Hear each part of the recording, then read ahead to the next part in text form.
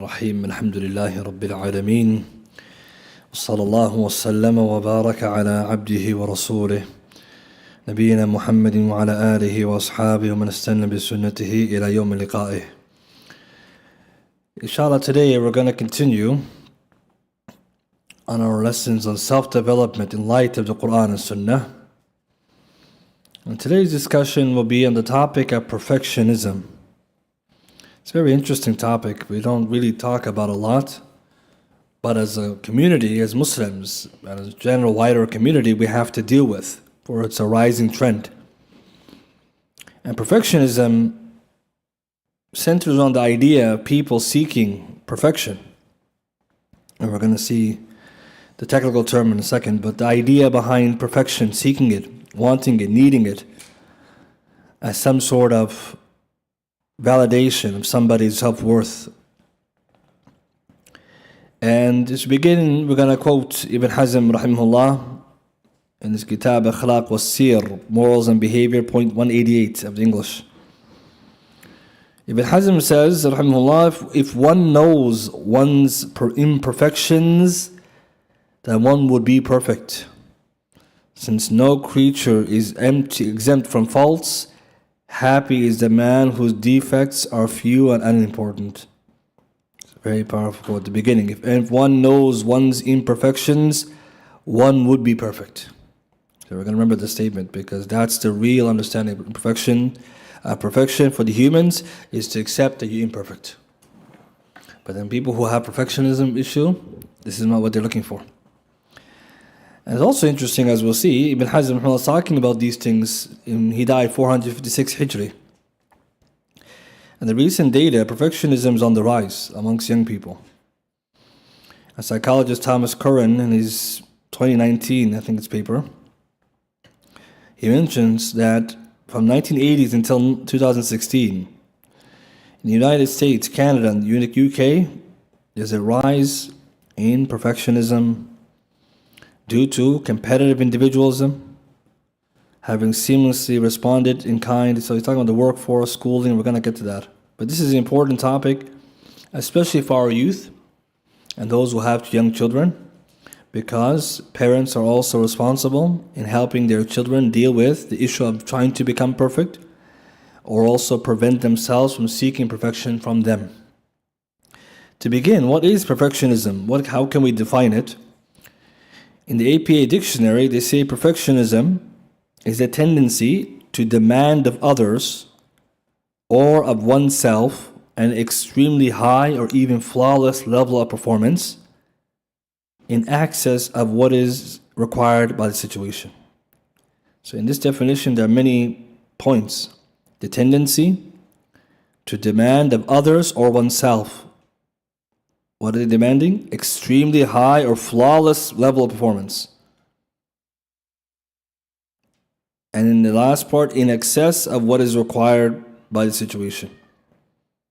I mean, the person, what they're trying to achieve by their performance is well above what is required. Because for a perfectionist, it's never enough unless it's perfect. It's not enough. Other researchers have defined perfectionism as the over-dependence of self-evaluation on the determined pursuit of personally demanding self-imposed standards in at least one highly salient domain despite adverse consequences. It's just a big psychological definition. Essentially, a person not just seeking perfection, they're actually relying on it to help define or quantify their self-esteem. So that's the difference between seeking high standards. A person who has perfectionistic tendency or personality style, they're reaching or seeking after this flawless or high level of achievement in order to validate their self-worth. And often it is self-imposed, although sometimes even from society, but often self-imposed on their own self.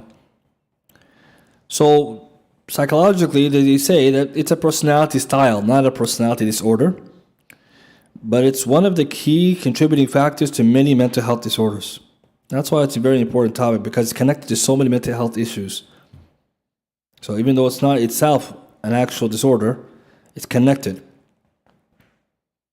And to help us better understand what is actually the problem with it, Dr. Paul Hewitt, he's considered one of the leading experts in this field, psychologist expert. He says that the need to be or appear to be perfect is a defensive position and serves in a costly and ineffective manner the purpose of attempting to solve problems of not fitting, not belonging, or not being accepted. So this is what really is the interesting part. The need to be or appear perfect. Why is a person looking for it? It's a defensive position that's often done so in order to solve the problem of not fitting in, or not belonging, or not being accepted. And this is mattering to others and problems of feeling at the core not good enough. These are key qualities. Not feeling good enough, feeling flawed, defective, unworthy, and fragile. So it's more than somebody trying to reach a high standard. It's somebody who's doing this in order to take care of these feelings. So it's really connected to self-esteem. And perfectionism should not be confused with the idea of what we call excellencism, which is the idea of ihsan. In Islam, perfectionism is not ihsan. It's not seeking excellence. Okay, so we have to differentiate these two, because people, they think I'm trying to do ihsan. No, ihsan is different. Perfectionism is a unique problem. It's unique. So ihsan is better translated as excellencism, to seek excellence. And what makes it different is that excellencism, or seeking excellence, is somebody striving to obtain an attainable, tangible goal. Attainable. Not impossible, attainable, tangible goal, even if it's difficult. And often this action results in feelings of satisfaction and reward. So if somebody is seeking excellence at ihsan, the difference is, number one, it involves an attainable goal, something you can reach. Number two, even though it's difficult, it can be difficult, when the task is finished, the person feels satisfied. Right? They have a feeling of satisfaction and reward. Perfectionists don't have that. No matter how well they did, it's not enough. It wasn't good enough. So now you can see how damaging it is. Doesn't matter how good they did, it's not perfect. And they never feel satisfied. So now they mention, Dr. Hewitt, he says, perfectionism, on the other hand, involves inappropriate. So now perfectionism. Inappropriate levels of expectations. So unattainable, or even sometimes impossible. Intangible goals. It's not tangible, it's intangible. So a person who has ihsan, he's looking for a tangible goal. The person who has perfectionism is intangible, because the goal is perfectionism. Perfect. He's not trying to get a good mark. No, perfect. Perfect in every angle. It's not this one area necessarily. It could be other angles. And lastly, he says, and a seemingly constant lack of satisfaction, irrespective of performance. So the last part, the person doesn't feel satisfied despite how well they did. So now you can see the problem. This is dangerous. So perfectionism then, in summary, it is not excellencism, it's not ihsan. Perfectionism then is trying to seek an unattainable or impossible goal, which is perfection. And despite how good you do, you're not satisfied. And now you can see how so many of our youngsters, they're dealing with that. And so much of our society, perfectionism in our careers, in our appearance, in our friend circles, our relationships, in your deen even, because everybody wants to be perfect. Dr. Curran, he says, again, the psychologist, that perfectionism isn't about perfecting things or tasks, nor is it about striving for exceptionally high standards in, say, your assignments, appearances, parenting, or relationships. It's far, far deeper than that. It's about perfecting ourselves, or to be more exact, perfecting our imperfect selves, going through life in a defensive mode, concealing every last blemish, flaw, and shortcoming from those around us. So the person who's suffering from perfectionism, they're really trying to use that as a cover for the fact that they feel ashamed that they're not perfect. and they're not secure in their identity and their self-esteem.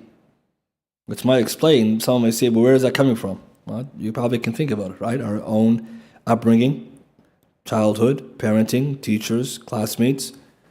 If someone goes through a hypercritical upbringing, always criticized, if they feel often imperfect, but more importantly, they feel ashamed. Where all of us know we're imperfect, but many of us are not ashamed of that. We're not trying to look perfect. We're not trying to do that to cover ourselves. So this is very important. This topic is not taken lightly, because many of our youth, if you deal with them and you see the difficulties of society, they're suffering from it. It has two types when it comes to its forms. There's two types of perfectionism. One is called adaptive and one is called maladaptive. And adaptive just means someone's evolved and striving for excellence, setting high ambitions and having self-compassion. So adaptive perfectionism can be, you could say, something, some research say it's a good form. So we'll call adaptive perfectionism the good form, according to some researchers. Why? Because that one, you're looking for excellence, high ambitions, but you have self-compassion. You're kind to yourself if you don't achieve it. And then the other one, some researchers call maladaptive, because that one is the unrealistic expectations, self-criticism, fear of failure. So some researchers say the adaptive version, we call it excellenceism, right? This is one we're looking for excellenceism maybe. Whereas the maladaptive one is fear of failure, unrealistic expectations, self-criticism. And some researchers say that there's no such thing as an adaptive or maladaptive perfectionism. All of it is not good. Right? There's no healthy perfectionism, because you're seeking perfection which is intangible and it's impossible. Right? So that's why some of them, they say rather we should define it as dimensional or multidimensional. Right? We'll just save all that for those who are interested in literature. You can read more about it. In summary now, brothers and sisters, the idea behind perfectionism is where does it appear, but also how does it affect the person? So because of this, most researchers say that in order to really understand perfectionism, if we use the multidimensional model, we have to take a look at where it's coming from. So one type of perfectionism is self-oriented. It's you having unrealistic expectations for yourself. And we're gonna mention this now. If you think about perfectionism from this multi-dimensional model, they say there's three types of it. And it all has to do where is it coming from. The first one's called self-oriented. That's you, the individual, have unrealistic expectations for yourself.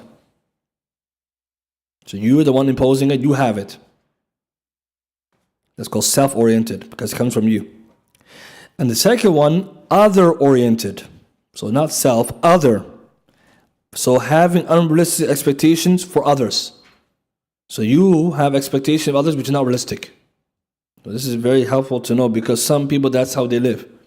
They expect from others what they don't do themselves. In Sharia, that's not good akhlaq. That's not allowed, right? You're not allowed to expect from others what you don't do yourself. And the last one's called socially prescribed perfectionism. So where is this coming from? Or the idea behind it is thinking that others have unrealistic expectations of you. So you think others have it on you. So this one is very helpful, this model, because it helps explain now how perfectionism can be understood. Self-oriented, expectations of yourself which are not realistic. Other-oriented, you have unrealistic expectations of others. And socially prescribed perfectionism, you think society has expectations of you which are not correct, or which are not realistic. And so once we understand this, we can start seeing that it's complicated, because a person has to understand what they expect from themselves, what they think others expect from them, and what they expect from others. It requires a deep thinking. But we want to move on now to how does it work? Right, so self-oriented, other-oriented, socially prescribed. So once we understand that this is problematic, perfectionism is problematic, how does it work? Right? What is the person doing? So here I have a model in front of me that the psychologist to use. We're not going to describe it, but we'll summarize what it's trying to show. How does perfectionism work?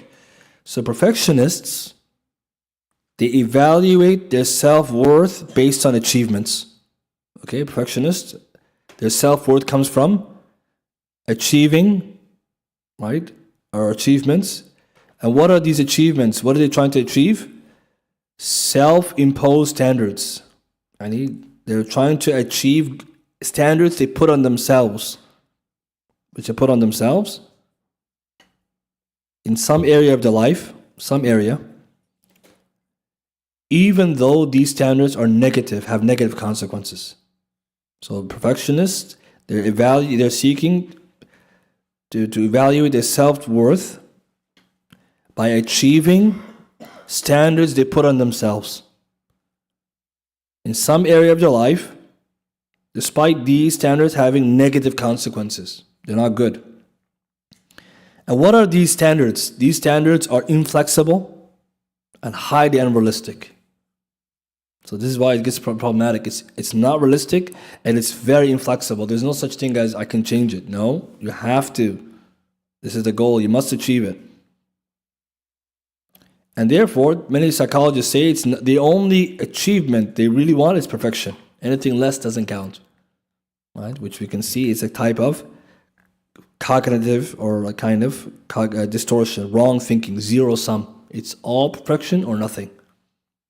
So what happens now? So now we understand it, right? So they're seeking their self-worth from achieving these standards that they put on themselves in somewhere in their life, which is negative and unrealistic and inflexible. So any achievement less than the standard will be considered failure and therefore an attack on the self-worth.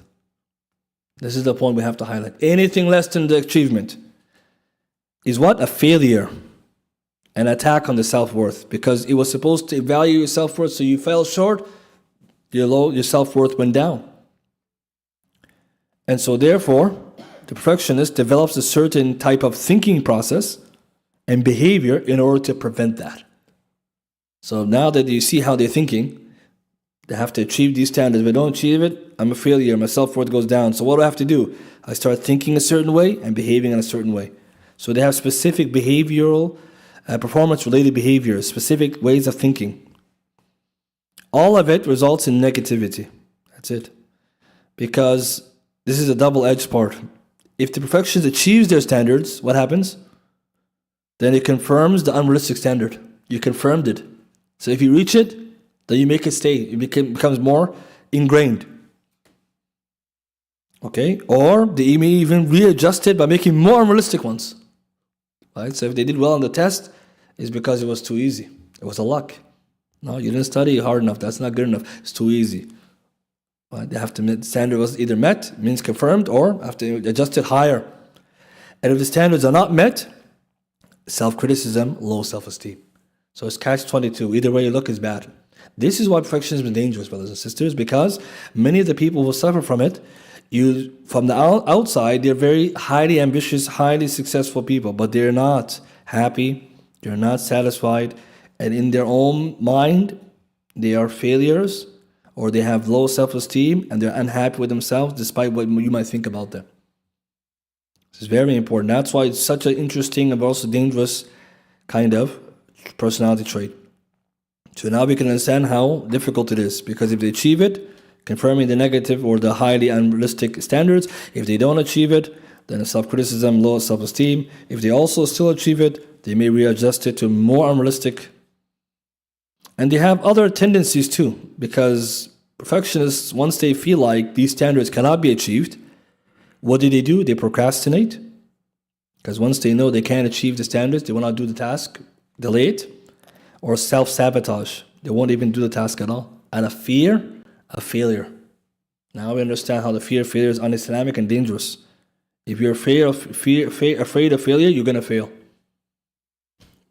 Right? If you did the task, you might fail. So what kind of logic is that? That's not rational thinking, it's emotional. If you don't do the task, you get a 0. But at least my self-esteem is there. But self-esteem, you got a 0. Your self-esteem will go down. And if you did a task, you didn't get 100, self-esteem goes down. You see, it doesn't matter where they could turn. It's trouble everywhere. And this is why if you look carefully, you'll see that many of the people who are suffering from it, it's a damaging feedback loop. Their health and their mind gets deteriorated. So now we can see that when people who procrastinate, sometimes they don't know what they're doing. They're trying to do something, they're thinking about it totally different than me and you. Many of us, we procrastinate because we don't know what we're doing. The perfectionist procrastinates because he's trying to protect his self-esteem. And self-sabotaging is a very interesting one, because this also happens a lot with people. They do behaviors which are going to ruin their future out of an attempt to protect what they imagine is little self-esteem to have. Now, self-esteem, we're going to talk about later, is one of the most important and difficult topics, but also the one, if someone understands it correctly or tries to find a solution for it, it can solve a majority of the problems. Because the more you research these topics, you find it goes back to these major ones.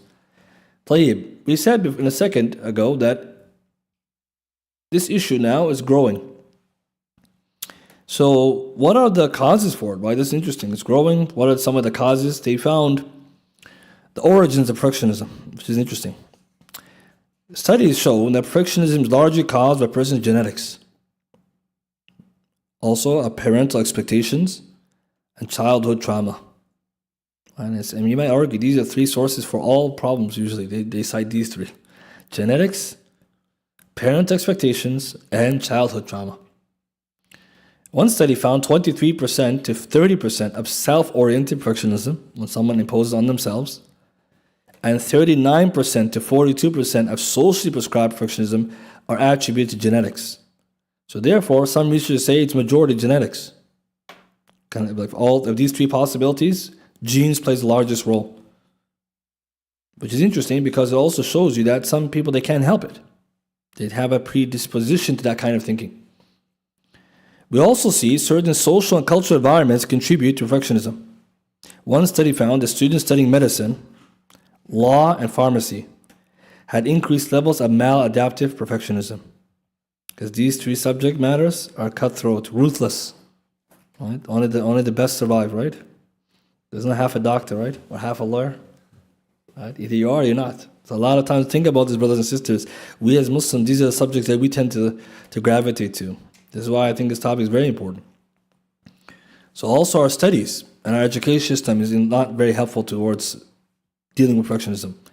It's growing. I told you 2019 study showed in US, Canada, and UK, perfectionism increased from 1989 to 2006.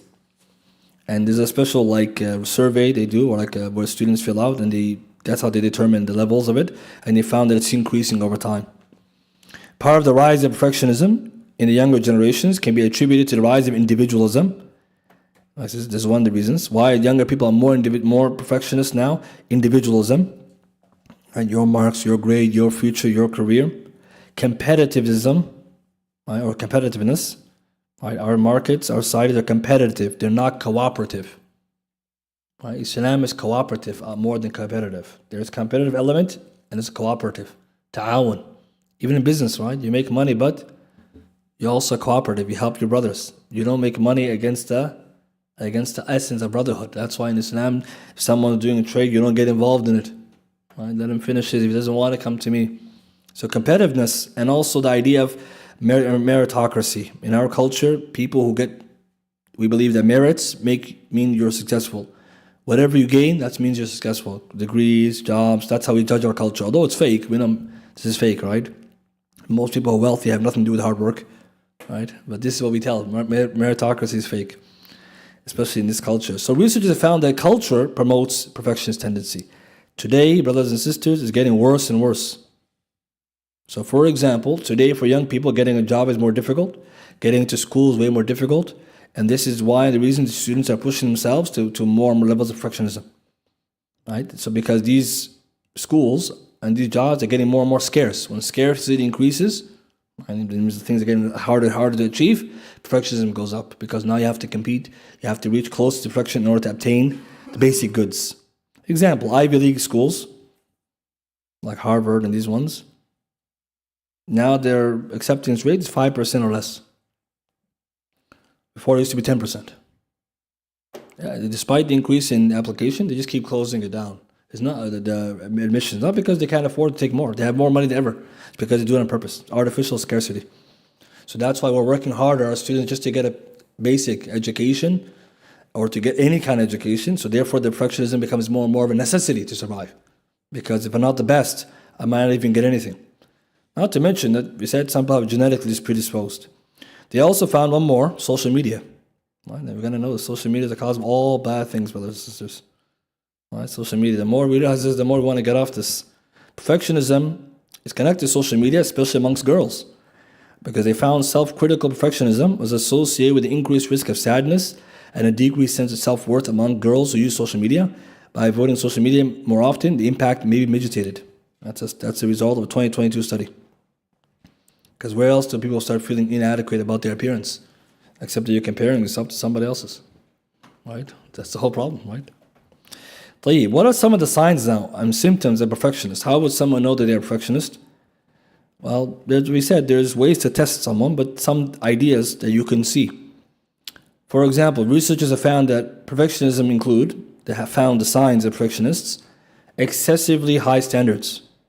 That's one sign, excessively high standards. A second sign, fear of failure. Okay, this is very important. In Islam, we're not supposed to fear failure. We have to accept it. It's going to happen, it's okay. But fear of it. Number 3, overly self-critical. All right, some people are way too critical of themselves. Number 4, need for control. Number 5, an over-identification with the achievements or with achievements. Someone who's a perfectionist, they have to talk a lot about their achievements because their self-worth is riding on it. So literally, their self-worth is resting on it. And for most of us, the biggest pride we have is Islam. Allah blessed us, that's it. See, as Muslims, this is why it's very important. You do well, you don't do well. Alhamdulillah, it's all back to Allah. I did nothing, really. That's important. It's not me. But you see, people who are perfectionists is very attached to these things. And our culture today, guys, we have to know credentialism, the disease of our time, right? Well, everyone has all these things they have to collect. Obsessive thinking and seeking reassurance from others to ensure that the self-esteem and the validation is always met. Because, as we said, when they were younger, they were not receiving those without some kind of condition. Let's talk about parenting for a second. Parents also play a role in perfectionism. When a father or mother is affectionless, has high control, and puts conditions on the love or acceptability of the child. So if the child doesn't do well or does well, then they're beloved. If they don't do well, then it's not good enough. You have to keep going. This is where a lot of our perfectionism may come from, many of us too, because when we're younger, we know that overcritical, we're being criticized too much, we're never enough. They also found certain thought processes, the way perfectionists think, and this is a discussion for another time. It's called cognitive distortions. These are negative ways of thinking that are connected to not only perfectionists, but people who go through difficulties. Just to give us one example, people who have perfectionist tendencies or perfectionists, they have a problem with the distortion called labeling. Labeling means you base your identity on something, right? You give yourself a label incorrectly.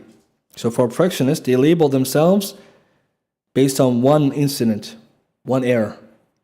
I'm a failure because one time I failed. Okay, they didn't know one doesn't have hukm bi sharia. You see that? That's called labeling. Someone was abused, I'm a victim, no, I deserved it. So labeling is very dangerous. Someone lets you down, they're not worthy of being a friend. Right? Because they're never supposed to let me down. See, this is very important. These things, brothers, we're going to see later. These are very, very important. A lot of us, we have these cognitions from shaitan and the nafs. And usually when you're traumatized or you have difficulties in something or you have some certain tendency genetically, you have to rewire your thinking. You have to rework it.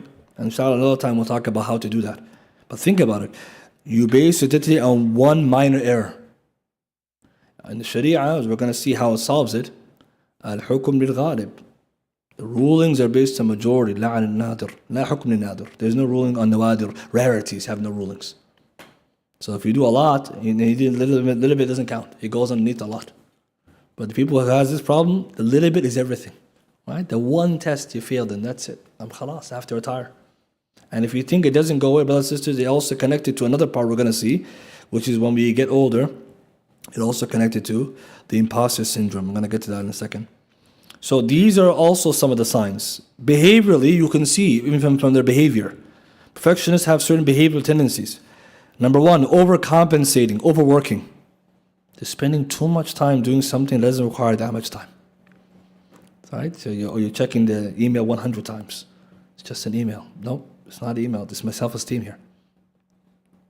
Right? So many of us, we see that people who are doing this, like, what are you writing? What's going on here? Excessive checking and reassurance seeking. Always reassurance seeking or checking to make sure that the self-esteem and your standing is good. Another one, very uniquely, chronic procrastination. Well, you see, now you understand? Procrastination is not always people who are lost a sense of time. We studied that. There's people, perfectionists, who procrastinate. Not because they don't know how to do it. They're scared they're going to get it done perfectly. Very interesting. And if as a teacher, I see it, right? Some of the students, you notice that. They can do it, but they can't. There's something preventing them. Agonizing over small details. Yeah.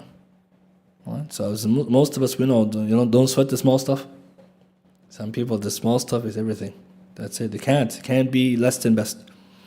How about another one? Avoiding trying new things. Risking or fear of risking or taking risks and making mistakes. So that's a big one. Because the generation most of us come from, earlier than this generation Z, we've been through a lot of mistakes. Most of us, that's how we learn anything we know. But parents also have to deal with that, as we'll see, because parents tend to hide mistakes and they tend to glorify their achievements. So that creates an unrealistic standard. Mom and dad never talk about when they failed, as if they did everything perfectly, right? So you're thinking they're flawless. No. That's why you have to spend time talking to your parents and your elders. They have to talk about mistakes because it allows them to normalize it. Chronic indecisiveness. That's another one, because you want a perfect choice, right? Not knowing when to quit or quitting too soon. Right? Because there's both sides of it. Quitting too soon, because you fear you can't achieve something, or not knowing when to quit, never giving up like an unhealthy, right, addiction to it. So these are some behaviors. It doesn't mean now if you have these tendencies you're a perfectionist, but these can be signs. And there are many questions psychologists have found that you can ask yourself. Like I said, if someone goes and researches, Hewitt, Flett, these two psychologists have something called a HMMPS, kind of like a document or like a survey. Someone goes through it, and based on the answer, they can determine how high or low you are on this. If you are or you're not a perfectionist. So let's move now to the issue of excellence, because Islam wants us to be excellent, not to be perfect. So overcoming perfectionism doesn't necessitate setting low standards, because this is what some people think. If I'm a perfectionist, I must lower my standards to become a failure. No. What we should be doing, right? Perfectionists, they see results are valued over effort. For them, it's all about the results, not the effort. So in Islam, we don't talk about the outcome, because it's not in your hand. The process, this is what you're working with, right? So perfectionists, one of the problems that they're having is they're too result-oriented. Outcomes. So regardless of how much time or work the perfectionist puts in, they're never satisfied if the outcome is short of their standard. So this is the mistake, outcome. So you can see how we now in our society, too much on this. So the line of thinking can be traced back to an overly simplistic relationship between effort and outcome. The more effort put in, the better the result. This is what they think. So that's why they work very hard in order to increase the output or outcome. Forgetting that, even that won't guarantee it. That's the beauty of Qadar al-Qada. Right? You have to make tafweed in this angle. وَفَوِّدْ أَمْرِ إِلَى اللَّهِ. Leave it to Allah, the outcome. That's what tawakkul is. Everything's in the hand of Allah. You take the asbab and leave the rest. But many people, this is the hard part. So pursuing excellence, what does that mean? Pursuing excellence values effort over results. That's the key. What is ihsan? Is what you're doing. So amal, you do your best. Ahsinu, put your best effort. So putting in the effort to finish a task, to reach a goal, is all a person can expect to do to achieve the results they set their mind to. So that's why the beauty of Islam, because it talks about efforts. Right? There's a nice saying, the process makes the person. The process, it makes the person, not the outcome. It's the process. People become great because what they went through, not what they got. But many of us, we want to get things and then we never went through nothing. See, that's why a lot of us, if you see most of us, this is how we are where we are, because we went through a journey. The process makes the person. So you went through a lot to fail, you learned so much, but if you got the result immediately, it means nothing. They didn't give you anything. So what is the problem now? The effort doesn't require equal results. Effort doesn't equal results. Perfectionists think effort up, results up. This is their problem. This is called the hard work fallacy. So right now, if we sat down in the masjid the whole night reading Qur'an, doesn't mean you're going to memorize anything, right? It's asbab, but then what's going to be the natija? Biyadillahi subhanahu, right? So someone can do the whole night reading Qur'an, is still zero. And someone else could put a little bit of effort with barakah of Allah and he gets. That teaches us what? You put what you can and leave the rest to Allah. Allah determines the results. The hard work fallacy then is that effort equals results. This is what perfectionist is thinking. But results don't always reflect a person's ability. As we know, someone's effort, a result, doesn't tell me everything about their effort. Doesn't tell me what about your capacity, your ability. Because pursuing excellence means drive the people to push themselves the best foot forward, do what you can. But we know there's other factors that determine your result. Like that, for example, someone could potentially is the smartest student but did not get the best mark because that night they didn't sleep well, or they came late, or other factors that are part of the change in the outcome. Perfectionists, they struggle. The effort is all it takes, right? So they agonize on the effort too much. And then when the result's not perfect, because the outcome is bad, because you're expecting perfection, you're not going to get it.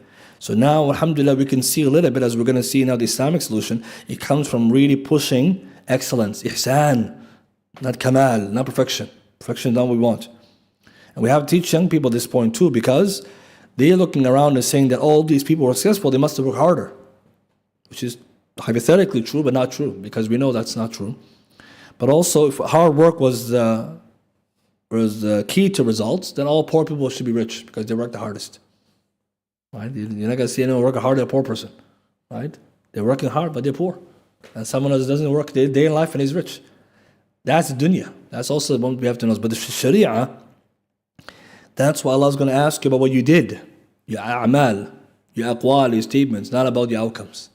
Allah's not going to ask you, why were you poor? The question, did you go to work? But here we are today, I got to be rich. Yeah, just go to work and see what happens. Allah already decreed it for us. As Muslims, it's very comforting, but we have to balance between this two, because if someone challenges perfectionism, they may fall on the other angle, which is just negligence. Right? Someone will say, in that case, we'll just rest. Now we have to work. And that leads to another point now, another topic, which is imposterism. This is very important for our younger students, and it affects the girls more than the boys. Perfectionism is connected to something called the imposter syndrome, or they call it imposterism. It's a situation in which highly accomplished, successful individuals paradoxically believe that they are frauds who ultimately will fail and be unmasked as incompetent. So someone who is successful deep down believes, I'm a fraud, I'm just an imposter. No one caught me yet. And what is interesting about this is that many young people, you find that, especially like I said, with the girls. Their marks and their success is showing that they're capable, yet they have excessive self-doubt. So this is very interesting, because where is it coming from? It's actually fueled by perfectionism. The imposter phenomenon emerges when the perfectionist strives for perfection, coming from the feelings of inadequacy and fear of failure. This is where it's coming from. So a person who feels like this is actually a perfectionist. And they found that if they are successful, they attribute their success to external factors. See that? Many people, they have this problem. If you did well, you don't want to take credit for it at all. No, by Sharia, that's not correct. You can feel good at what you did. You're not the only cause, but you did something. But the person who has the imposter syndrome, they attribute their success to external factors. Hence, they continue to feel self-doubt. And suppose they fail to achieve their goals because of the standards, unrealistic standards, then they expose themselves as being incompetent. So back to the same square. They have the same problem. So you see now another problem. If you're successful, don't say it's luck. What does that mean? Right? Muslims don't say that. If we say it's the Qadir doesn't have asbab. You see, that's the problem. Shaitan and the nafs, they got to come with some wrong explanations of outcomes. If you got a degree, it wasn't just the Qadr of Allah. There's no natija illa bi sabab. So what does that mean? You didn't study? A fraud would be someone who stole a degree, not someone who studied for it. You see, if I told you I went to the university, I stole a degree, yeah, I'm a fraud. If I studied for a degree, I'm a fraud. How can you be a fraud? You studied. What were you doing? But the nafs telling you, no, you just got by. The teacher was lenient with you. Yeah, right. That's not true. That's why it's very important, as we'll see, the Muslim has to be aware of this. And self-doubt, like I said, the imposterism, according to studies, it affects the girls more. As for the boys, then we have another problem, self-confidence. Right? We're the opposite. We'll talk about it later. We're the opposite. We're like, I'm everything. I'm the man. That's our problem, right? Something goes well, you say, of course, it was me. Astaghfirullah. You have to think about this. Right? This is like Qarun. You see? Right? إِنَّمَا أُوتِيتُ الْعِلْمِ عِنْدِي. I only got this money because of the knowledge I have. Ibn Qayyim says, be careful of those wordings, right? لَدَيَّ وَأَنَا وَعِنْدِي. These three terminology, diseases. Mine, I did. Right? So this is very important because that's for the men. That's what we have that problem with. So why am I mentioning that point? Because as you can see, it's another side of it. It doesn't look like it, but it is. What is the ultimate consequence of perfectionism? What does it lead to? Stress, chronic fatigue. Someone might end up with hypertension, ulcers, low self-esteem. And then the worse than this, if it keeps getting, but continuing, because the person is overworking. Right? Think about it, overworking. They're spending so much time. Depression, suicide or suicidality, think about having suicidal thoughts, anxiety, and eating disorders. So it's very dangerous, right? And if you notice someone, that's why we find people burn out. That's what's happening for some of them, for some people. So now that we have a good idea, or at least a brief idea of what it is, we have to now talk about the solution from both sides. We'll start with the psychology, what they say, or the experts, and we'll talk about Islam. Because this is what we're here for, to talk about Islamic solution. But in order to give the solution, we have to know the problem. So what are the solutions or treatments? So this professor, Dr. Thomas Curran, his book is called The Perfection Trap. You can see it. It's one of the best books on it, or one of the most recent ones. He talks about solutions, and he divides it across the three sources. Yourself, solutions for parents, and solution for society. Now obviously he's talking about it from the big angle. So for yourself, the first solution he mentioned is having self-compassion. Self-acceptance. You have to accept your negative feelings towards your failures and shortcomings. It's normal. So what does he suggest? Writing down successes and progresses. Refer to them every time you feel overthinking your failures. So having self-compassion. If you failed, you look at your successes.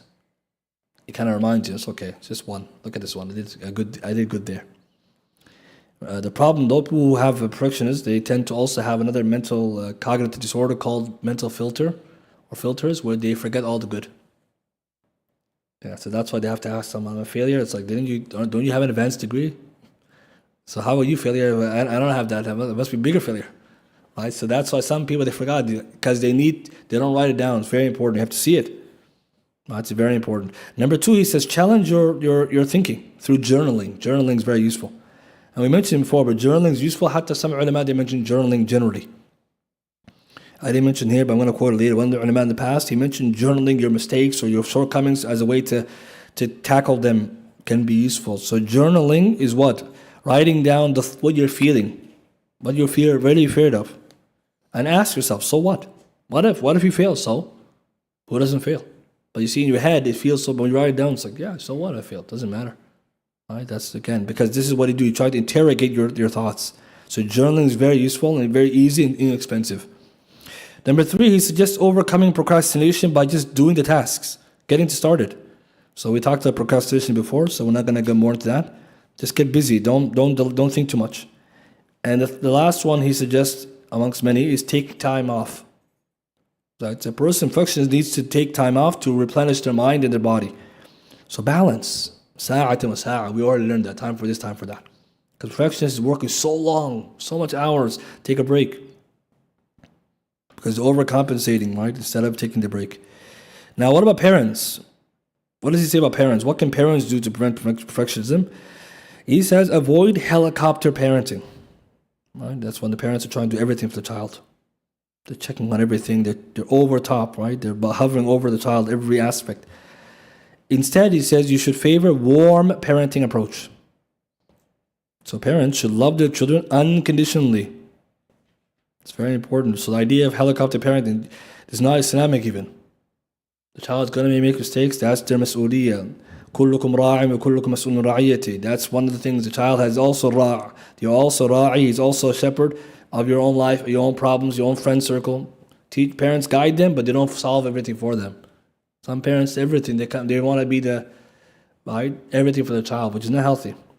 So he says children who say that their parents' love and affection is tied to achievement or compliance to their rules tend to have low levels of self-oriented and socially prescribed perfectionism. Children who say their parents whose love and affection is not attached to achievement or compliance have low levels of social as well as self-oriented perfectionism.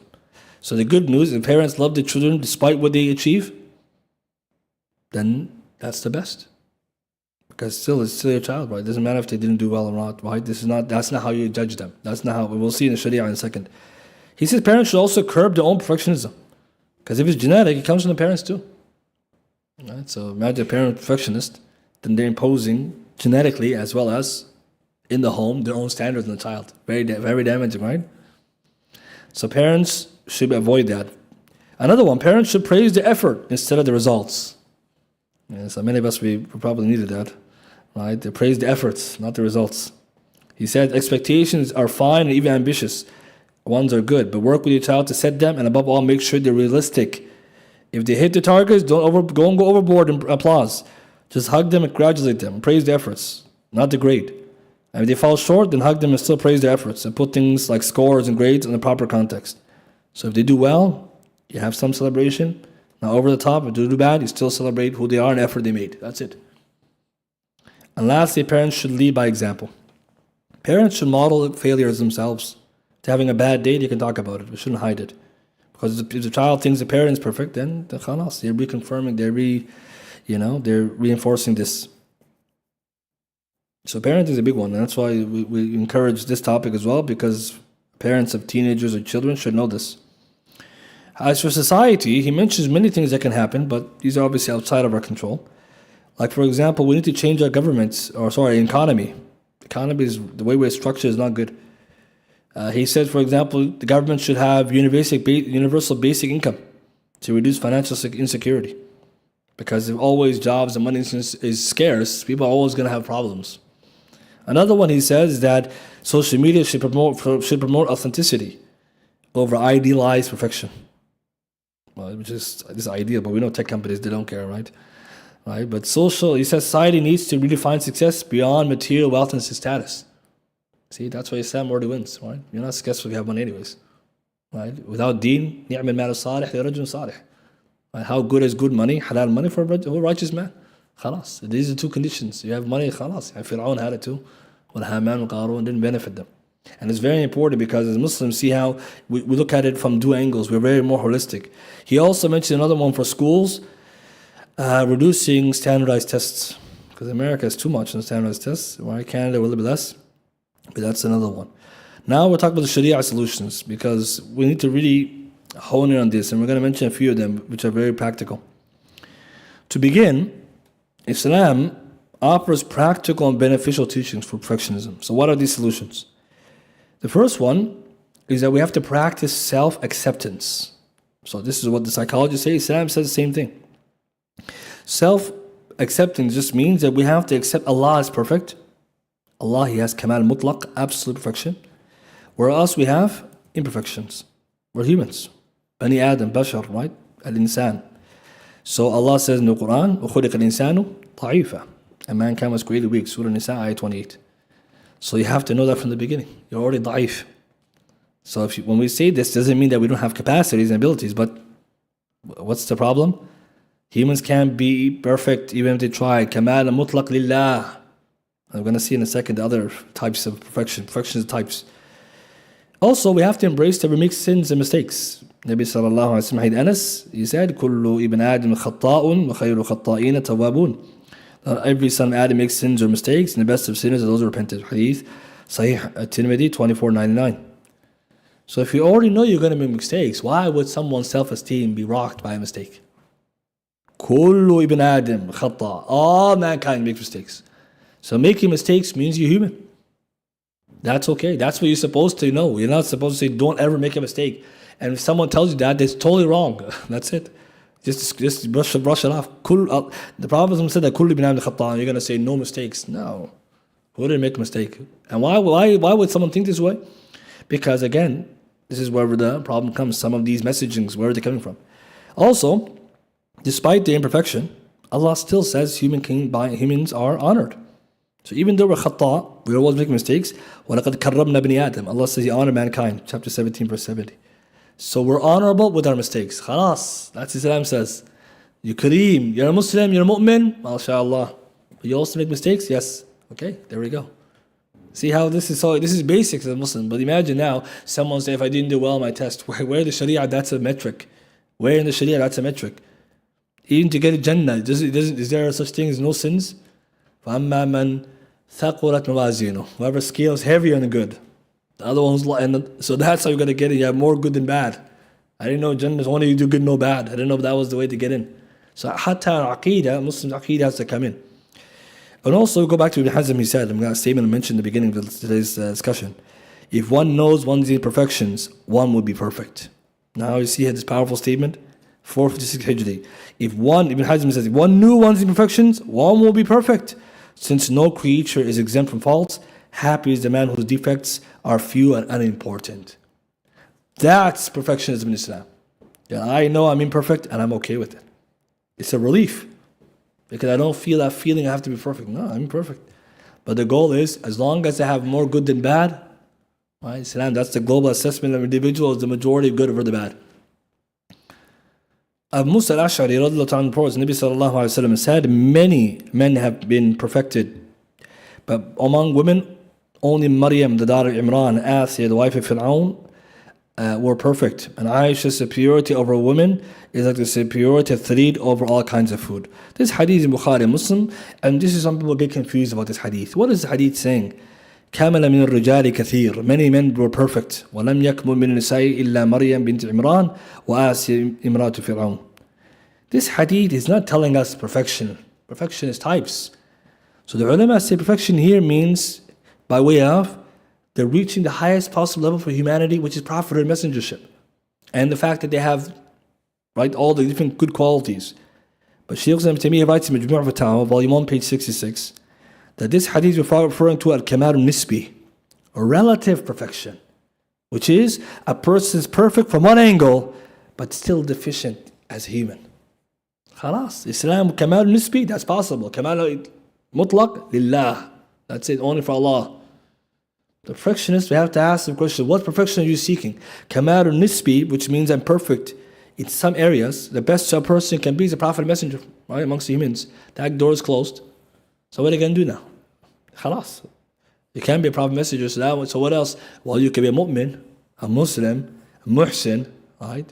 You can be a siddiq, a shaheed, alim. There's so many things for you. But here we are today, where this hadith must be put in its right context. Perfection isn't about attempting to perfect oneself in hide one's imperfections. It's not about getting rid of them.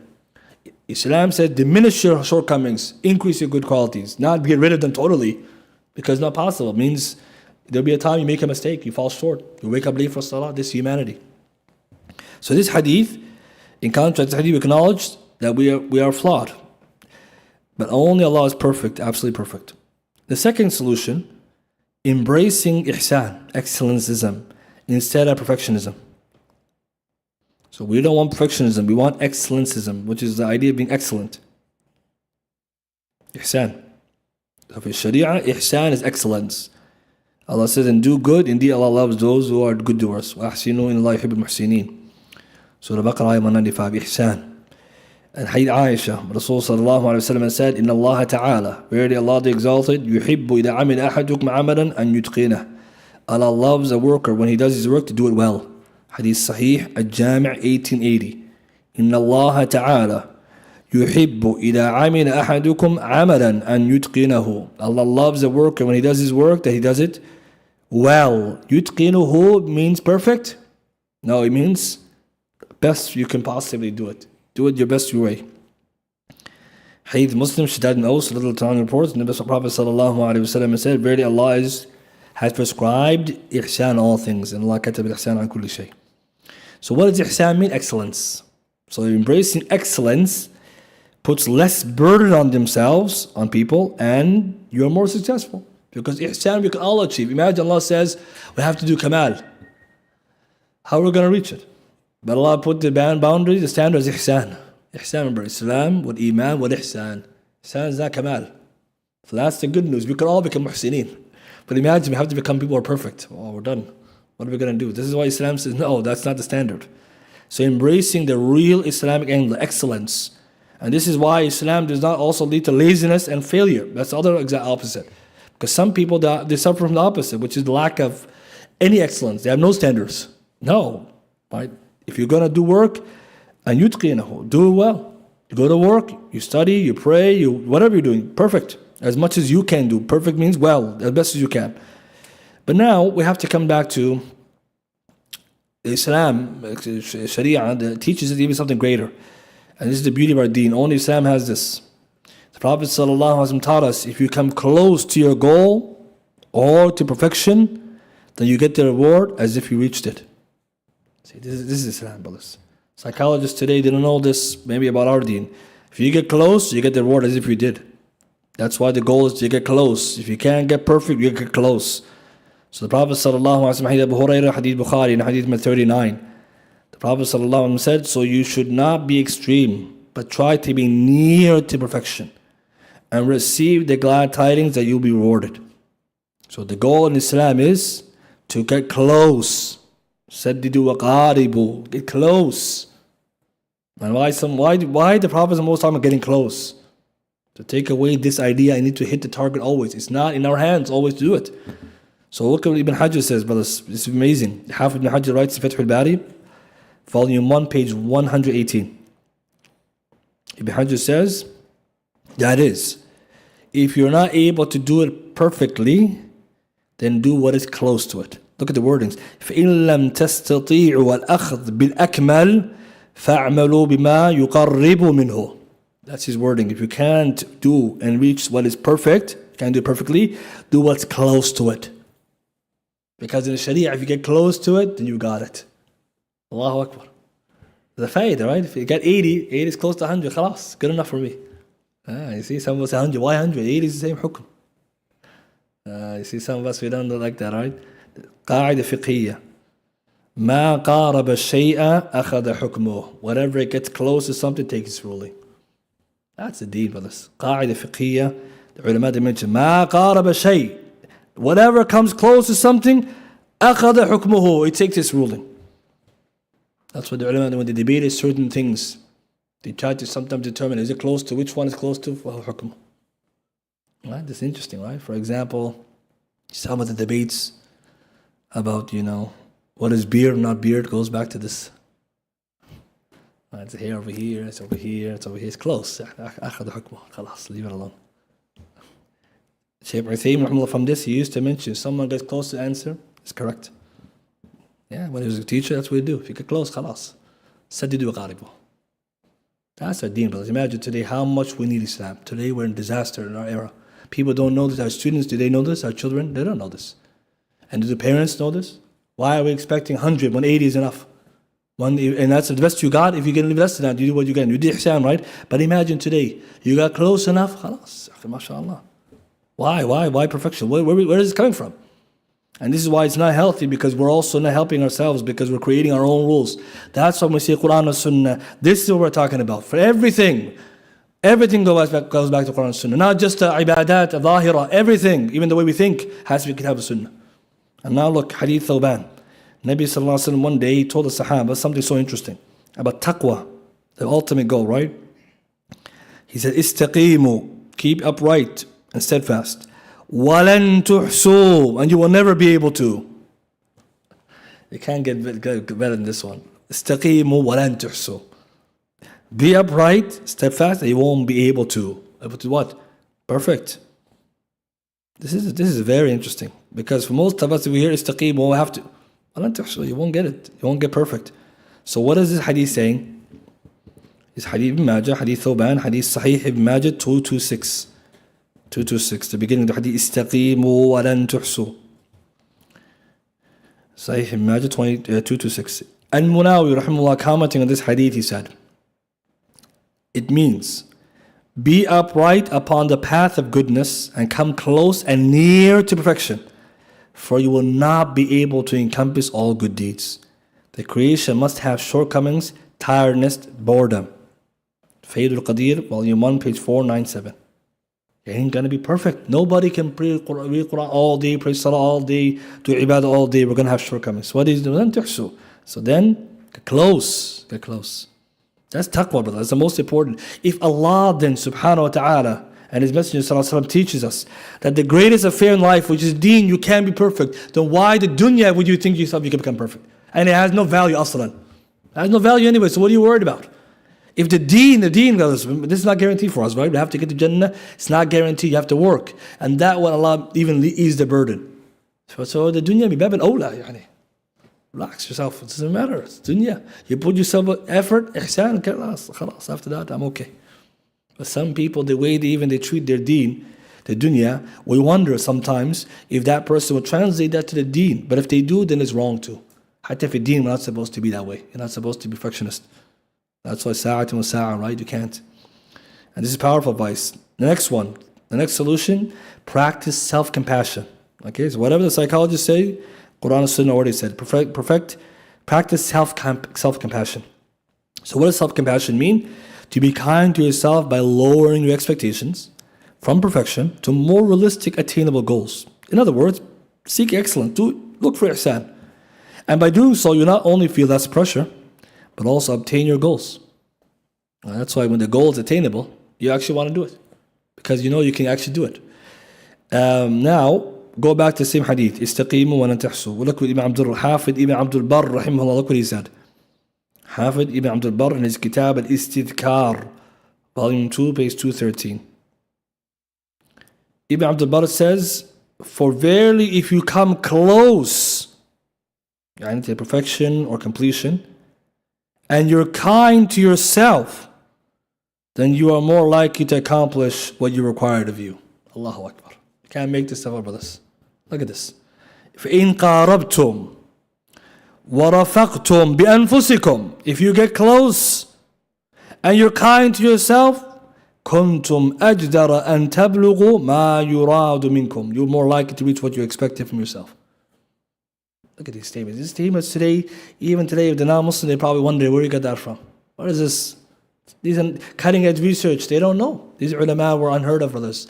These are the ulama. These are our tradition. These are our scholars. They're not psychologists. Ibn Hafid al-Barr is saying that. وَرَفَقْتُمْ بِأَنفُسِكُمْ. Have mercy on yourself and get close. You're more likely going to achieve. If someone told you, go pray salah, pray as much as you can, tarawih, try to stay the whole night, I can do that. I can stay till the imam finishes. I can try that. But if you told me you're going to be there the whole night, if you miss one rak'ah, you come one late, who's going to go tarawih now? It's too much, too hard, too difficult. So that's why in Islam, everything's attainable. All the goals in the Sharia to become righteous are all within your capacity. So this is a powerful statement of self-compassion. Because if someone really cared, lower the standard to what you're able to do. And that's the rule. If you can't do it, then lower the standard to what you can do. And this is also for the children as well. If a child can't do something, then what do? You push him to do it. If he still can't do it, you lower the standard. Khalas. What are you doing there? You can't keep forcing them, right? And our ulama, they knew this. And that's, if you look at, I mentioned this before, but some of the early ulama, when it comes to the hifz of Qur'an, the Imam Ibn Sahnun al-Maliki, he has a nice advice with the hifz of Qur'an for children. They start around 7 years of age. He lives in Qayrawan, he's in North Africa. He talks about that time, the student who brought to the teacher, the hanaqa or the kutab where they learn the Qur'an. If the child memorization was good, based on assessment, khalas, hifz the Qur'an. If it wasn't good, khalas, go learn some crafts and learn some skills. That's it. That's how they used to determine. They didn't say everybody go hifz the Qur'an immediately. You can learn the basics, and you go off, you go. Because what are you going to do? That guy's not going to memorize. Not now at least. Right? So what does that mean? The differentiation, mercy in the child, right? Hifz is weak now, don't worry, I can get stronger later, right? But the idea we're going to put everybody in the hifz program, then we kick that guy out and say, what's this weak student? He's weak from day one, we already knew that. We knew that. And then some parents, they don't want to accept that. Why? Why? Because it's my child. Yeah, people grow, right? But see the problem, this idea of, can he do or not do it? Well, here we are today, everybody has to be the same.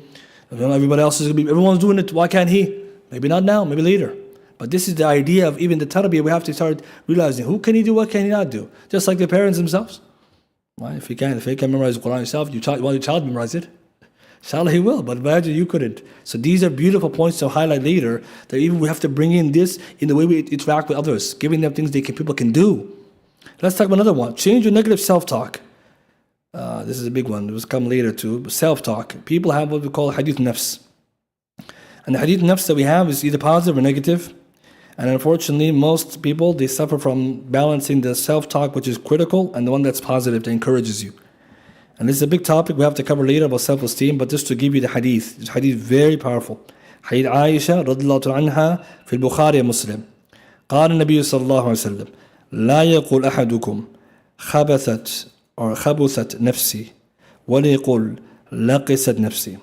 Nobody should say, my soul has become evil. Or rather, they should say, my soul is not in a good shape, it's in a bad shape. لا يقول أحدكم خبثت نفسي. No one should say, my soul is intrinsically evil. وليقول, he should say, لقست نفسي. The word لقست and خبثت, two different words, same shared meaning but different meaning, like in the idea. If you look at the commentary, this hadith is beautiful. It just means you don't say my soul is intrinsically, innately evil. Today we call labeling. I'm an evil person. That's why I can't do khair. No, you're just not in good shape. This is Sharia. This is today what self-esteem is based on. It's haram in Islam to do that.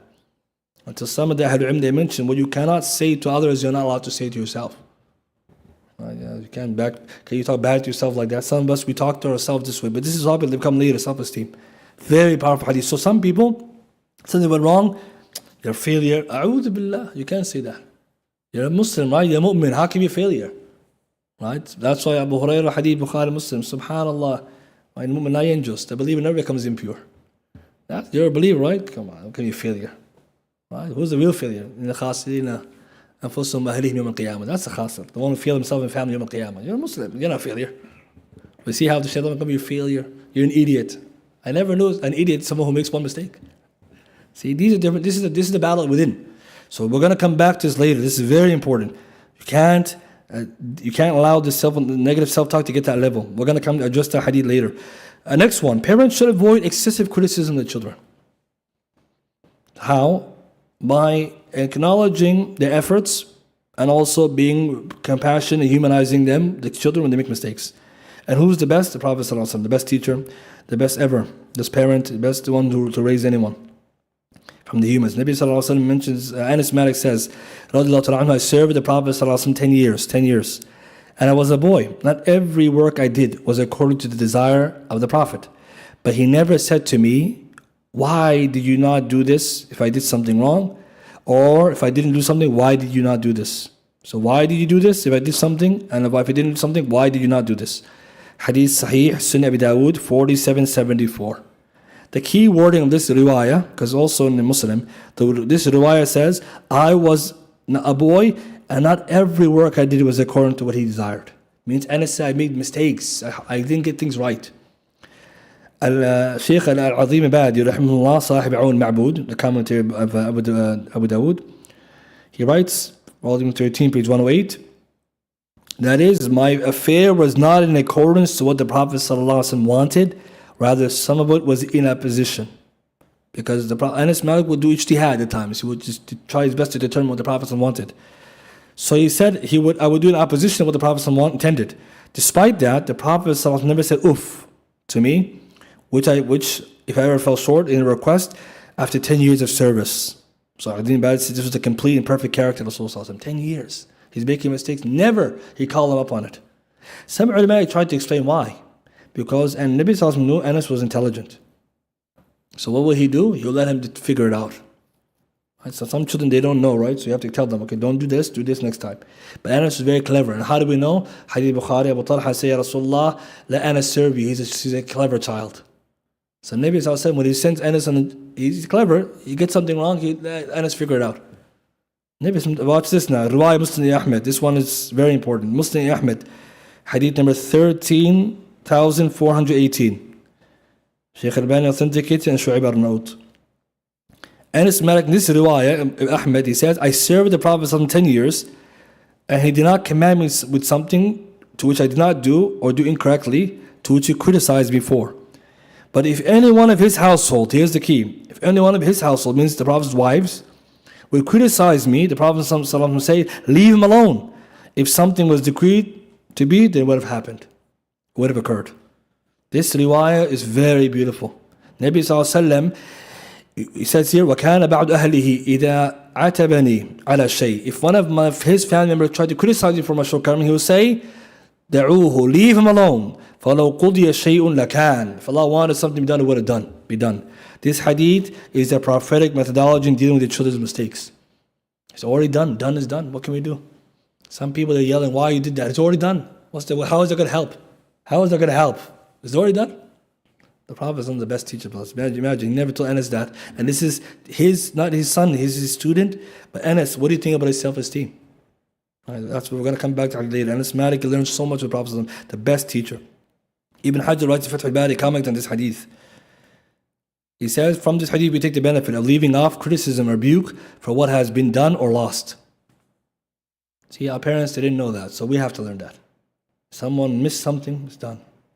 You already ate it, khalas, you shouldn't have done it. That's okay, but we want to talk about it, but don't do that again. If it was accident, it's khalas. And it's your accident, it's different. The Prophet ﷺ didn't do it for kids only, for adults. Some of the Sahaba who are adults made a mistake, he pardoned them. The difference between mistake and intent. So here we're talking about mistakes. We're not talking about intent. Someone did something wrong, then you need consequences. We're talking about someone, you told him to do something, you didn't do the right, it's okay. You got the wrong thing from the store, it's okay. It's okay, right? That's it.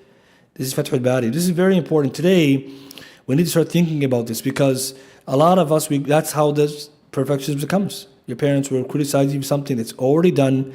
You made the mistake, you can't take it back, and you're getting yelled at for it. It doesn't help our self-esteem. Ibn Hajar also says, also in this hadith, the benefit of protecting the tongue from criticism and blame.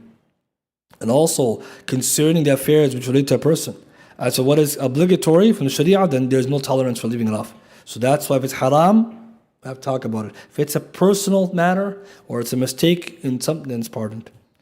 So parents have to do that. They have to do. Also, next one, parents should also praise the children for the efforts they make, not the outcomes. I mentioned this in the parenting book, Hadith by Umar, how his father praised them for getting the answer right for the Prophet when he mentioned the riddle, right, or the question, something resembles a tree from the trees resembles the believer or the Muslim who knows what it is. Ibn Umar says, I knew, but I saw Abu Bakr Umar didn't answer, so I kept quiet. When he told his father Umar, he said to him, had you said it, I would have been preferred it over such and such possession. I mean, I would be so happy. But still, he was happy with him, even though he didn't say it. The key from the hadith of Ibn Umar knew the answer, but he didn't say out of fear that the other shuyukh were not talking, the senior Sahaba. The benefit, Ibn Umar, when he told his father, he was happy. But did he get it right? Like, did he tell the Prophet? He did it. Still happy, because you got it right. That's it, you got it. At least you had effort, you had it. That's what's important. Ibn Qayyim, Ibn Uthaymin, and others cities approve. You praise the child for the effort they do, what they did right. Right? So for example, if someone got the answer right, but they wrote it wrong, it's okay, right? At least you know how to do it. That's good effort. That's why we have to start learning how to praise, right? And not look at the actions only. Now let's talk about some other bigger ones to do with us beyond the children, because we're almost done here, just a few more. The next one is managing your procrastination. We already studied that, so go back to that. Manage your procrastination, because perfectionists struggle with procrastination. If they learn how to deal with it, it might help them. The next one, accept failure instead of fearing it. And this is a big one. I really want to touch on this because this one is very important. You have to accept failure instead of fearing. Don't be scared of failure, accept it. And this is because perfectionists, they fear failure because they think it's going to expose the unworthiness and prevent them from receiving love and from others. The problem is that failure is a regular part of life. You can't escape it. So how do we accept failure? This is for students, for anyone. Number one, the first way, you have to see the positives in failure. You have to see failure as a way to grow. The best teacher is mistakes, right? That's why we learn. When you go through a hard time, you learn more than if you did something went well. And in order to gain experience, you have to fail. So look at the statement. Muawiyah ibn Abi Sufyan, radiyallahu ta'ala anhuma, he said, no one has hilm, forbearance, without being put to test. No one has hilm, forbearance, without being put to test. So this is a very interesting statement. What does it mean by this? Because we know hilm is a quality of being forbearing. dealing with difficulties with sabr and not reacting negatively.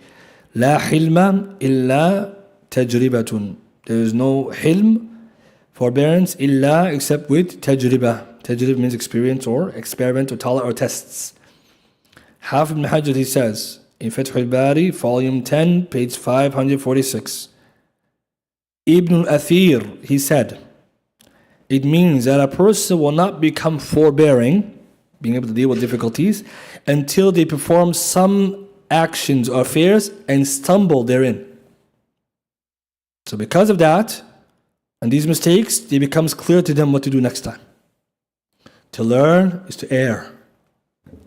When someone fears failure, he's not going to be a perfectionist. He won't be anything.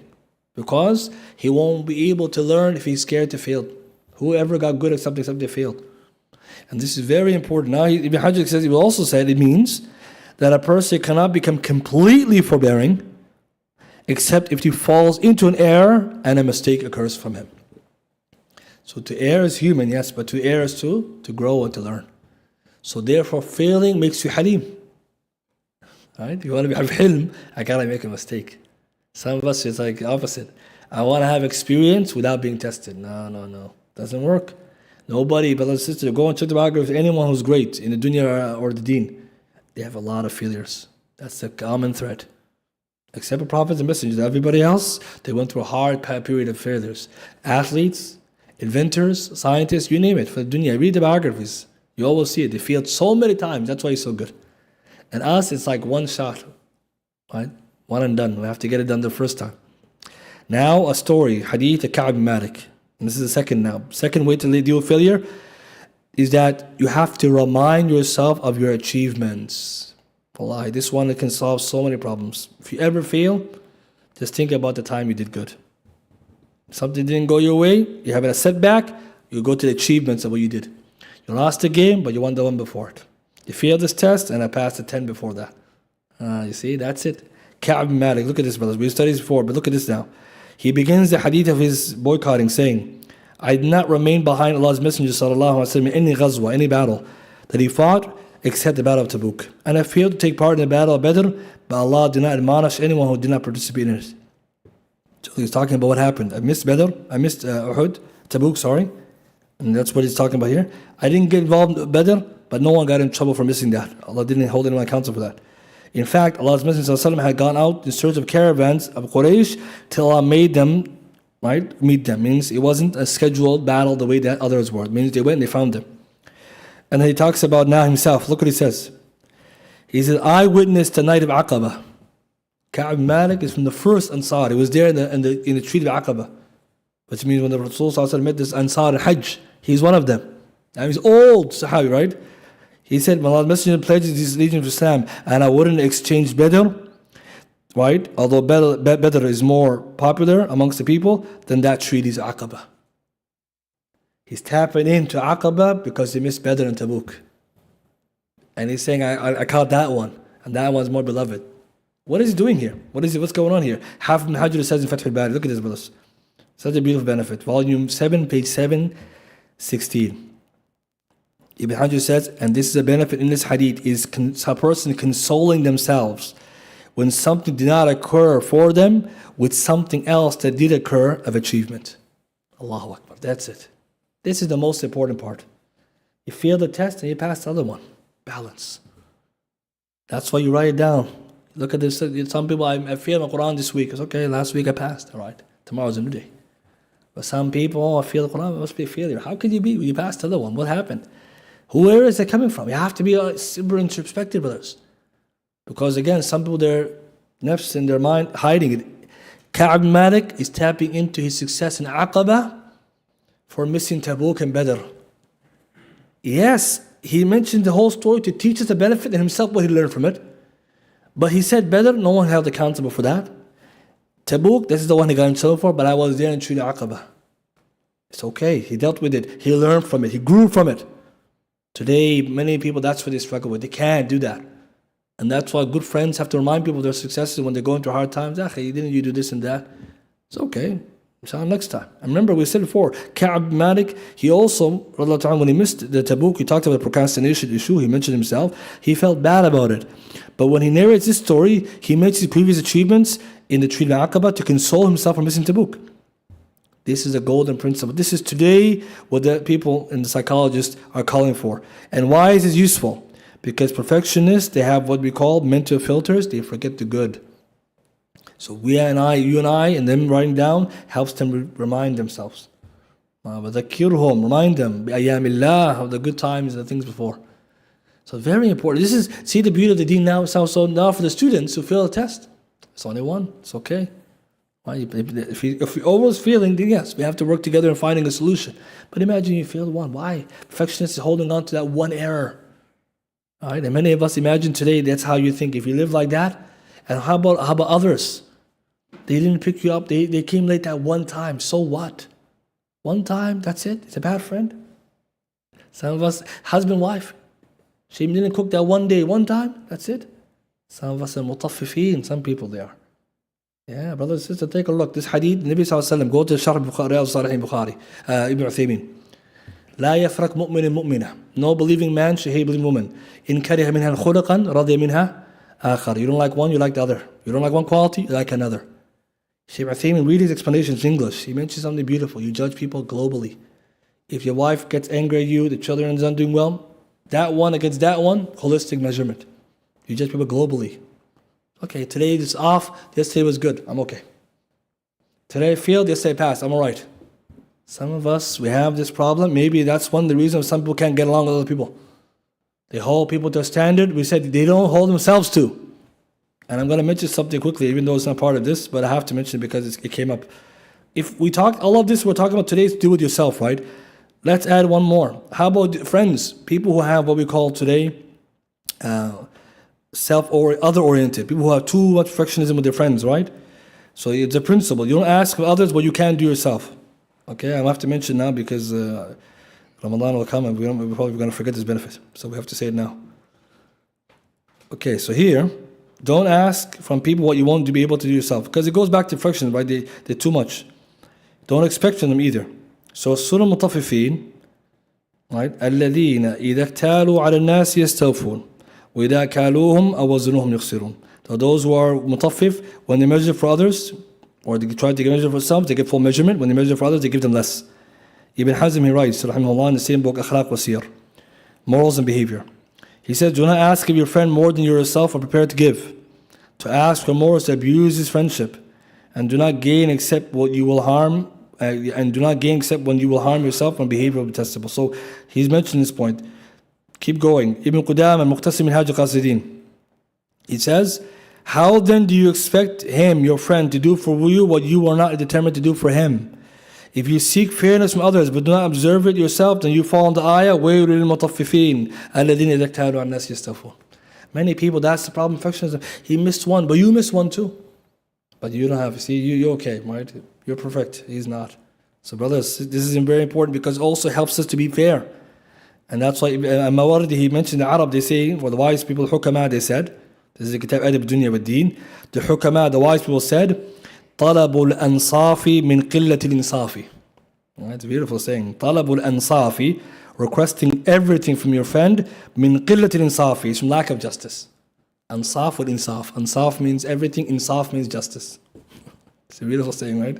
But this is very important because imagine now you're assisting your friend. He doesn't pick up my phone. Yeah, he's always, but when he does pick up, he listens to you. See, some of us, we have to, this is very important because if you could solve for yourself, you could solve for others. The last benefit for today, seeking therapy and counsel. For some people need professional help. Because if their perfectionism doesn't get better, they're going to harm themselves, their family, their personal life, career life, professional life. And in Islam, seeking treatment is there. Perfectionism, according to psychologists, is usually cured to a treatment called CBT, cognitive behavioral therapy. There's also Islamic counseling and going to the imams and people of knowledge. And Nabi sallallahu alaihi wasallam told us to seek treatment. Hadith Abu Darda, radiyallahu ta'ala anhu, Nabi sallallahu alaihi wasallam said, "Tadawaw ibadallah, فإن الله سبحانه لم يضع داء إلا وضع معه شفاء إلا الهرم." He said, "O servants of Allah, seek treatment, for Allah does not create a sickness except He created for it a cure, except old age." Hadith Sahih Sunnah Abu Dawud. So if someone finds that they still can't solve it themselves, then it's time for them to seek professional help or counsel others. And inshallah, this will also help them. Again, we apologize for the delay here or the extended class. But inshallah, we'll end with this one much. If anyone has any questions, we will take it. Yes, brother.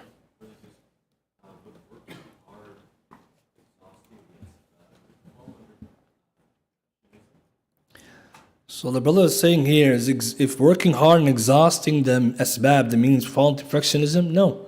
Because this is what ihsan is and tawakkul.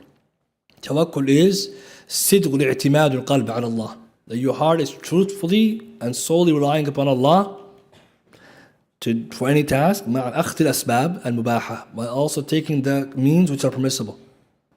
So if I'm taking every possible means to get cure, and I have my heart only cure comes from Allah, that's considered tawakkul. And also if you do as best you can and effort, this is also from the ihsan. You did your best. Perfectionism, we said, is connected to the outcome, the feelings of dissatisfaction, the reasons behind why you're seeking it. So people who have perfectionist issues, they're really trying to fix their self-esteem. That's why they're trying to perfect them and to correct them, to protect. They're also trying to have these high, unrealistic, or impossible standards, and more dangerously, it's results driven. And so you can see how problematic it is. For a Muslim, that's why it's all about ihsan. Excellence in Islam is all about what you can do. Do what you can do. Do your best. That's enough for us. But see, in Islam, it's not about what's your result. And if you didn't do something or you didn't get somewhere, then you did wrong. No, that's not right. I think this is what we're learning today. So we can see it's more complicated, but alhamdulillah, ihsan is a more achievable, easier, and Islamically oriented thing. That's the beauty of Islam. It's teaching us to go for what's able to be done. Wallahu alam, yes. How about the fear of overcoming perfectionist tendencies when you're taking the means to get over perfectionism? And so it's kind of like a negative feedback loop. So if someone is trying to achieve, I was asking about fear of trying to overcome perfectionism. I mean, the person is a perfectionist if they already have a fear of failure. They're already in the habit of trying to reach their goals they set for themselves in order to thwart these kind of problems. So a perfectionist, he's not trying to get rid of it. He lives, you could say his operating system is this way. He operates in trying to achieve perfection. So the fear of failure is not, if I don't achieve my standards, I failed, and that will lower my self-esteem. And if I achieve my results, I also in some ways fail too, like in the long run, but in the short term, at least I protected my self-esteem and the standards go on. But the person who's perfectionist, the first thing they have to let go is the standards. They have to bring them more realistic. They have to let go of the fear because it's going to happen. And failure does not speak anything to the person's self-worth. So see the untangling. They have to untangle so many things. So in Islam, it's saying your self-worth is already based on your effort when it comes to what you can do, on your deen, right? As for Muslims, it comes to dunya, on your ability, your qudrah. So what can you do? Not what I'm self-imposing. And that's when the problem comes. Where is it all coming from? Because the person is trying to get the self-esteem. They need to actually study their self-esteem. We're going to talk about it later, how to develop a healthy self-esteem. Because the essence of the problem is there. The self-esteem is damaged. From excessive criticism, conditional love, the idea that achievements means that I made it. So that's very difficult. So for them to let go, it's not letting go. It's letting go is to threaten the self-esteem, to actually really ruin it, expose it. And whereas most people who are not perfectionists, they don't have a problem with that. Because their self-esteem is healthy. It's based on real things that they can actually control. And that's why you can notice, even right now, life is not fair as we know. And that's why the Sharia, it tests us in different ways. But the test of the dunya, that's going to get us to Jannah, is what's in your control.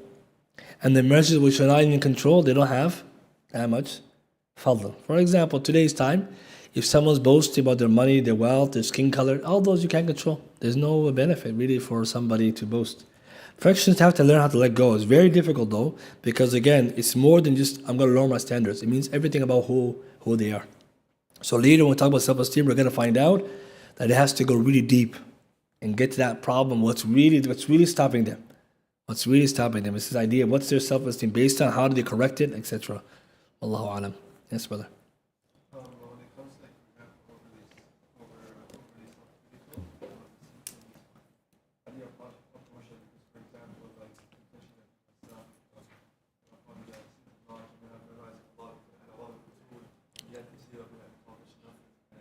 So this is a good question. Brother saying, how do you overcome the over self-critical voice, knowing that as students of knowledge or people who are achieving the deen, we do try to memorize a lot or did a lot of memorization, but you don't feel that way. Because humility obviously is important as well. And so we're going to talk about it later when it comes to the topic of self-esteem. The ulama, they talk about a healthy su'al dhan. So we're going to talk about later, thiqatun bin nafs, self-confidence, what's the ruling on that? Su'al dhan bin nafs, bad thoughts of oneself. And then this self-critical. There's a lot of confusion going on. So some people, what they confuse is they're having a healthy self-esteem, as well as a healthy way of having bad thoughts or suspicion of oneself that encourages you to do more and not get complacent, versus the self-critical thought, which is that I am nothing, even if I achieve something, that's more damaging than beneficial.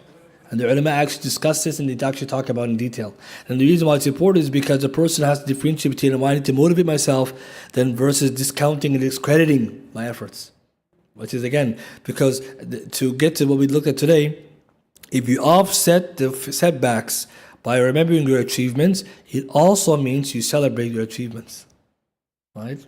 Nabi sallallahu alaihi wasallam, Aisha fi Tirmidhi and Sunan. If something good happened, what does he say? He liked something, alhamdulillah ala kulli hal, wa alhamdulillah bi ni'mati timmu salihat. If something bad happens, alhamdulillah ala kulli hal. It's between two alhamdulillahs, that's it. But what's interesting, when something good happens, he likes it, alhamdulillah. You can attribute something good to yourself that you did. You're not allowed to say, no, it wasn't me, nothing. No, where is this coming from? It's not correct. You didn't do anything there? It's all the idea of being happy for your own self. But some people, they have that, it's not enough. And so they also training themselves in the wrong way, because psychologists also mentioned this, to celebrate the small victories, make perfection unnecessary. Because I'm already winning. I already won small battles, that's good enough for me. It is good enough. You're on the way, what's the big deal? So, but see, the problem is some people, perfection is the goal. No, it's not. So we're going to see as well, if you can just achieve anything. For example, if you did your Qur'an, then you should be happy, you did your task. That's an achievement. Some people, they can't even celebrate that. Why? It was not perfect, it's good, but it can get better, and that's the good news. It gets better over time. But why is that to be good right now? Perfect. Right now, it just has to be acceptable. And that's another thing when it comes to like schoolwork, assignments, research, you do a good standard. Some things also you put all your effort, and some things you exert less effort. Perfectionists, they can't differentiate between the two. Everything requires painstaking effort. Perfection, everything. And that's when they get burnt out. Right? So throw out the garbage. There's no perfect way. Just open the lid and throw it in. Right? There's no need for that. But perfectionists, everything is about perfection. Because it's all about then their self-esteem what gets in there. Allahu Alam. Yeah. Yes, brother. Is it correct to say one would rather be a perfectionist than neglectful? That's a good question. Bill's saying, is it better to say you want to be a perfectionist or that they're perfectionist than being neglectful? I mean, both of them have their harm. So it depends. If we say now that there's a good type of perfectionism, adaptive versus maladaptive, then yes, if you mean that way. But they're saying, many psychologists, that perfectionism is not good at all altogether. So excellence is better. But now you may see neglect is not good and perfection is not good. So in Islam, ihsan is the way. Because you're right, it's that balance of saying, okay, I'm not a perfectionist, but I shouldn't also be lazy and neglectful. Because in Islam, ghafla is also blameworthy. وَلَا تَكُنْ مِنَ الْغَافِلِينَ. Don't be from those who are heedless. But sometimes what happens, the people who are hyper-vigilant, the point that they become extreme, because that's what it is. We can become, in deen, for example, we go so far. Right? No, in hadin yusr, this religion is easy. When you no one is difficult on himself in deen, illa ghalaba, except he's going to overcome them. This overcoming is interesting because it has strictness that they're coming from. But at the same time, the opposite is the tafriq. I'm just not doing nothing. So we want to say that we shouldn't pick between these two. We say we're Muslims. We have inshallah iman as well, because we have the arkan al-iman, right? Mutlaq al-iman, and we're working to perfect our iman, and we're looking for ihsan. And ihsan is attainable. And also the good news is that ihsan also doesn't mean perfect. It means to your best of your ability. So that's better. Because sometimes you may also see that some people who are the opposite of the spectrum, they're suffering from negligence. So maybe that's another topic itself, right? The other side of the spectrum. طيب, there's one other question.